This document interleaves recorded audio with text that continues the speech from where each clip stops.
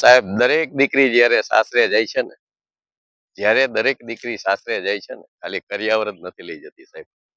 કરિયાવરની સાથે મા બાપના સંસ્કાર પણ સાથે લઈ જાય છે.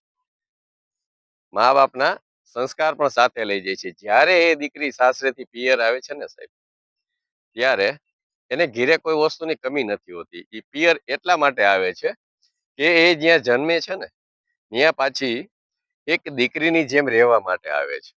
એક દીકરીની જેમ રહેવા માટે આવે છે. કારણ કે અહીંયા મમ્મી પપ્પાની ઘીરે નથી એને કોઈ સમયની ચિંતા, નથી કોઈ રસોઈની ચિંતા.